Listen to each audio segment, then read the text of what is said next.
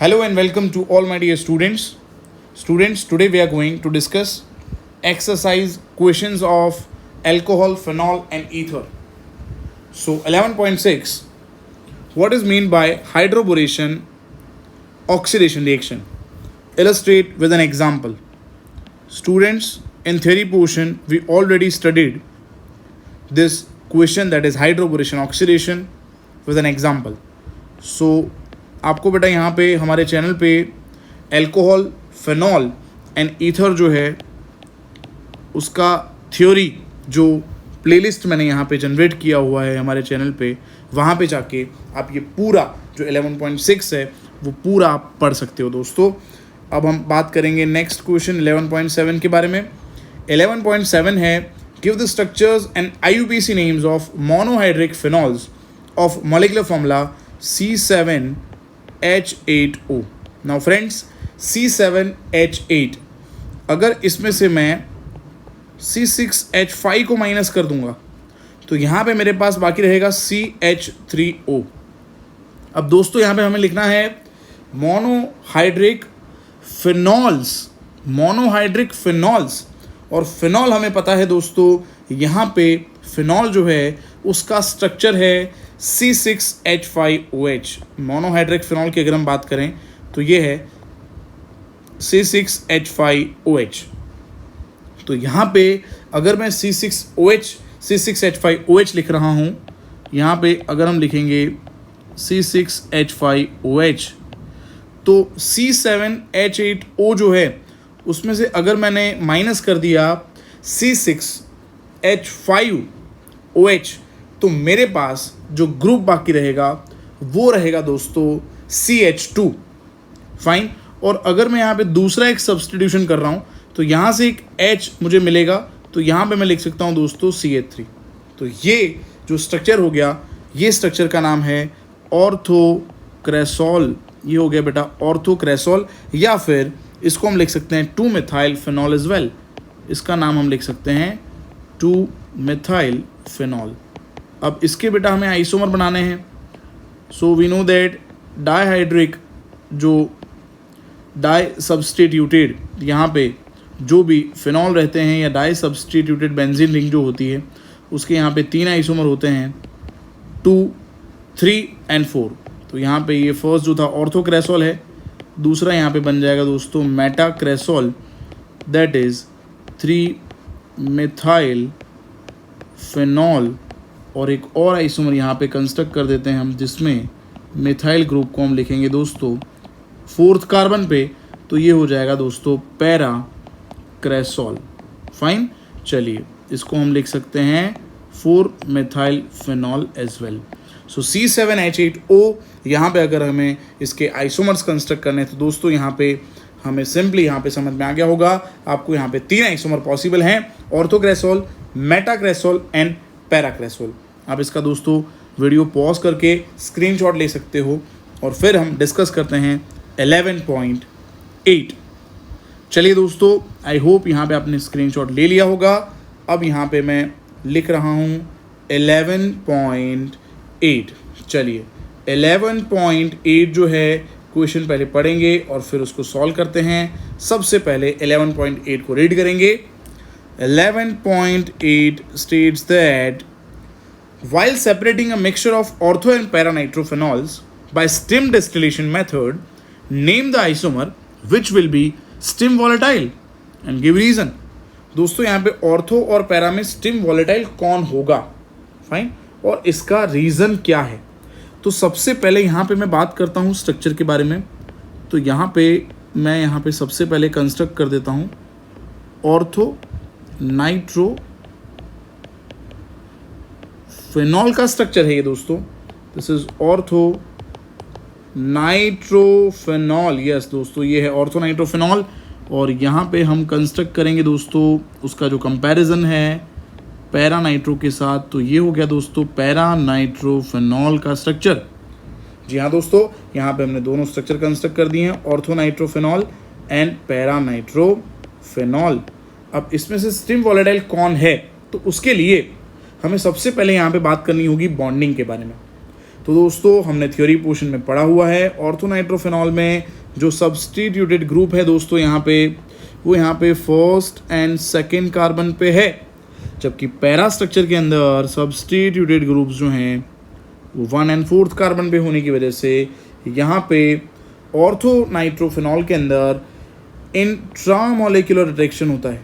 जी हाँ दोस्तों, यहाँ पे इंट्रामोलिकुलर हाइड्रोजन बॉन्डिंग यहाँ पे प्रेजेंट है ऑर्थो स्ट्रक्चर के अंदर।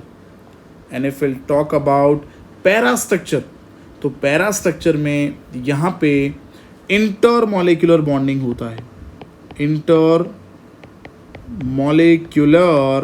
एच बॉन्डिंग यहाँ पे होगा।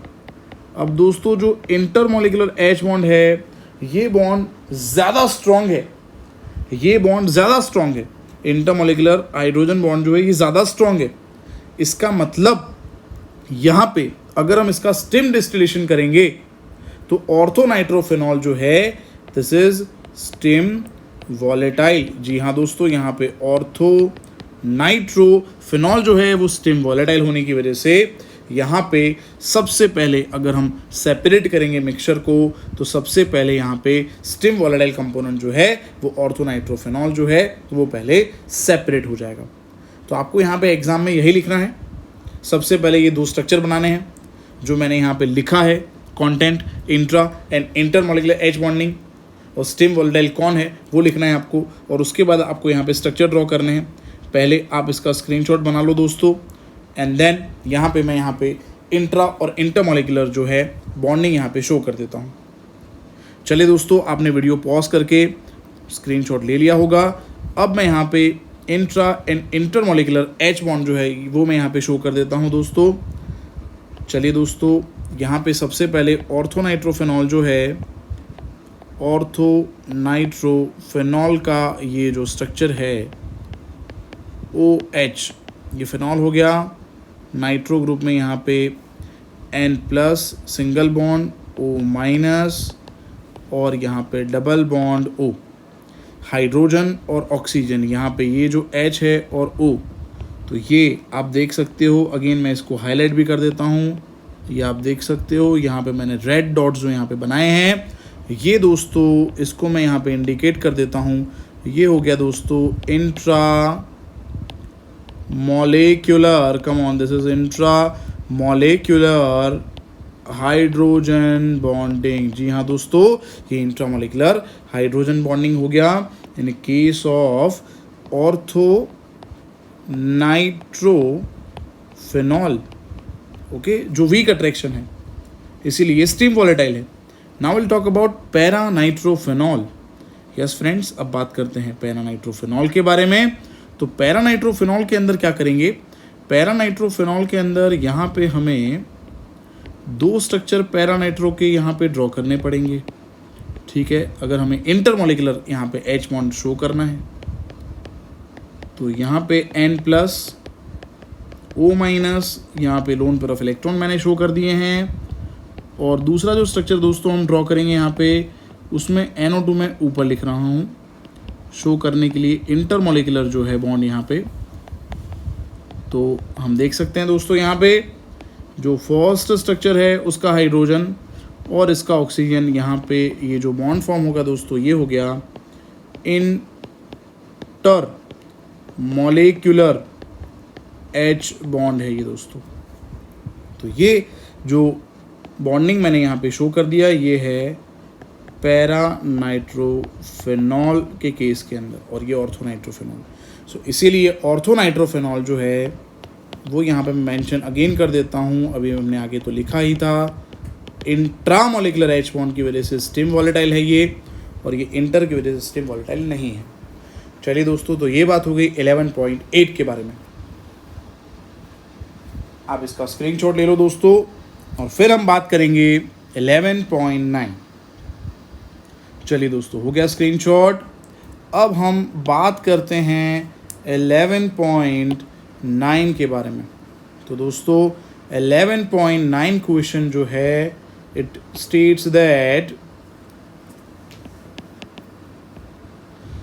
Give the equations of reactions for the preparation of phenol from cumin.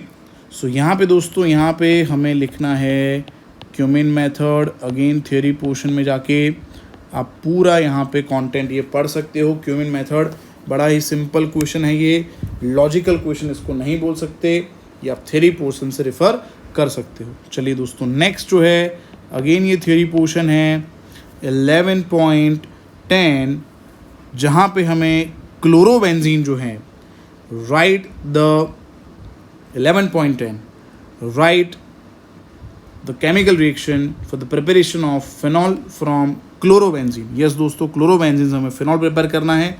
ये भी हमने फिनॉल के प्रोडक्शन में ऑलरेडी दोस्तों पढ़ लिया है, तो ये भी आप कर सकते हो। क्लोरोबेंजीन से आपको प्रिपेयर करना है फिनॉल। अगेन थ्योरी पोर्शन आप रेफर कर सकते हो, तो पूरा आपको ये समझ में आ जाएगा।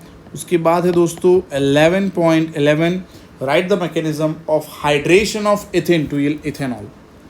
This reaction is acid catalysed hydration reaction. ये भी ऑलरेडी दोस्तों हमने पढ़ लिया है थियोरी पोर्शन में, एसिड कैटेलाइज्ड हाइड्रेशन रिएक्शन। तो एक्सरसाइज में हम वही क्वेश्चन सॉल्व करेंगे जो लॉजिकल होंगे, है ना, जो कहीं ना कहीं ट्विस्टेड क्वेश्चन होंगे। ये भी हम थियोरी पोर्शन से पूरा पढ़ सकते हैं। आपको एनसीईआरटी बुक में यहाँ पे एल्कोहल का फर्स्ट प्रिपरेशन जो है वो आप देखोगे तो टाइटल ऐसे ही लिखा होगा, एसिड कैटेलाइज्ड हाइड्रेशन रिएक्शन। चलिए दोस्तों, ये बात हो गई 11.11 के बारे में। अब हम बात करते हैं 11.12 के बारे में। सो 11.12 जो है वो यहाँ पे क्वेश्चन क्या है देखते हैं दोस्तों। लिखा हुआ है यहाँ पे, you are given benzene then concentrated H2SO4 and NaOH. Fine. Write the equation for the preparation of phenol using this reagent. First, क्या दिया हुआ है दोस्तों हमें? What we are given? We are given 11.12. We are given benzene. Come on, benzene लेना है दोस्तों हमें। उसके अंदर हमें क्या ऐड करना है? उसके अंदर दोस्तों हम ऐड करेंगे concentrated H2SO4। Fine, concentrated H2SO4 जब हम ऐड करते हैं दोस्तों बेंजीन के अंदर, तो ये जो रिएक्शन है, इस रिएक्शन का नाम है दोस्तों सल्फोनेशन। और सल्फोनेशन से हम प्रिपेयर करते हैं benzene sulphonic acid. This structure is called benzene sulphonic acid. चलिए दोस्तों, आगे हमें क्या दिया हुआ है? We are given NaOH। दोस्तों यहाँ पे NaOH दिया हुआ है, बड़ा ही सिंपल है ये। NaOH के साथ जब एसिड रिएक्ट करेगा बेंजीन सल्फोनिक एसिड, तो यहाँ पे दोस्तों क्या प्रोड्यूस होगा? हमने ऑलरेडी ये भी पढ़ा हुआ है। यहाँ पे प्रोड्यूस होगा सोडियम फिनॉक्साइड। जी हाँ दोस्तों, यहाँ पे हम प्रिपेयर करेंगे reaction of NaOH with benzene sulfonic acid, that is production of sodium phenoxide. Fine, sodium phenoxide यहाँ पे हम प्रिपेयर कर सकते हैं। कैसे होगा ये? अगर ये आपको समझना है, ये भी मैं दो तरीके से समझा सकता हूँ। हम एकदम सिंपल मेथड जो है वहाँ से हम इसको समझते हैं कि NaOH ऐड करने पे सोडियम फिनॉक्साइड यहाँ पे कैसे बनने वाला है। चलिए दोस्तों, यहाँ पे आप कॉन्सनट्रेशन आपका यहाँ पे होना चाहिए, क्या ऐड करना है हमें? NaOH ऐड करना है। ठीक है, चलिए NaOH ऐड करेंगे और इस कंपाउंड को हम हिट करेंगे। नंबर ऑफ मोल्स यहाँ पे NaOH के मेंशन नहीं है, कोई बात नहीं, आपको ये सिंपल समझ में आ गया होगा दोस्तों। एसिड जो है H+ लिबरेट करेगा, बेस जो है OH- लिबरेट करेगा, तो यहाँ पे H2 लिबरेट होने के बाद will get benzene SO3Na, that is called sodium, इसको बोलेंगे सोडियम बेंजीन। और ये हो गया दोस्तों sulphonate, this is sodium benzene sulphonate. Further again will add 2 mole of NaOH in this sodium benzene sulphonate. इसके अंदर दोस्तों हम ऐड करेंगे 2 moles of, come on, 2 moles of NaOH। Sodium benzene sulphonate के अंदर 2 मोल ऑफ NaOH ऐड करेंगे दोस्तों। तो यहाँ पे आप देख सकते हो, यहाँ पे टोटल हमारे पास 2 मोल्स ऑफ सोडियम है Na2, और यहाँ से SO3 ग्रुप जो है वो निकल जाएगा। तो यहाँ पे हम एलिमिनेट करेंगे Na2SO3, NaOH से एक OH और यहाँ से एक H, तो यहाँ से हम निकाल देंगे दोस्तों H2O। तो यहाँ से एक ऑक्सीजन बाकी रहेगा और यहाँ से Na। तो दोस्तों यहाँ पे फॉर्म हो जाएगा ONA।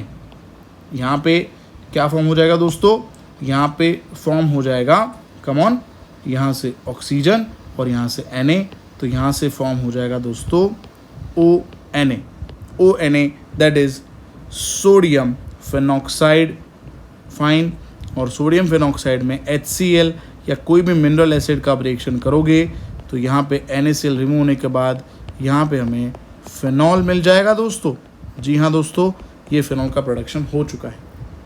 आई होप आपको बेटा समझ में आ गया होगा। अगर समझ में नहीं आया तो यूट्यूब वीडियो का यही बहुत बड़ा एडवांटेज है, आप बार बार इसको रिवर्स करके प्ले कर सकते हो। आई होप दोस्तों 11.6 से 11.12 जो है ये आपको समझ में आ गए होंगे।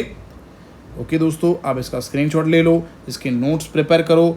ऑलरेडी यहाँ पे गूगल, यहाँ पे प्ले स्टोर के अंदर या फिर iOS अगर आपके पास है, iOS सिस्टम है, उसके अंदर भी फ़ोन के अंदर आप एप्लीकेशन डाउनलोड कर सकते हो जिसमें NCERT के हर एक चैप्टर के सोल्यूशन अवेलेबल हैं। तो यहाँ से आप पूरा इसको समझ लो यूट्यूब से और वहाँ से आप कॉपी कर सकते हो। ठीक है, आपके नोट्स बढ़िया बढ़ाओ, NCERT बुक को आप फॉलो करो, बस यही ज़रूरी है कॉम्पिटिटिव एग्ज़ाम के लिए भी और यहाँ पे आपके बोर्ड एग्ज़ाम्स के लिए। चलिए दोस्तों, thank you for watching this video.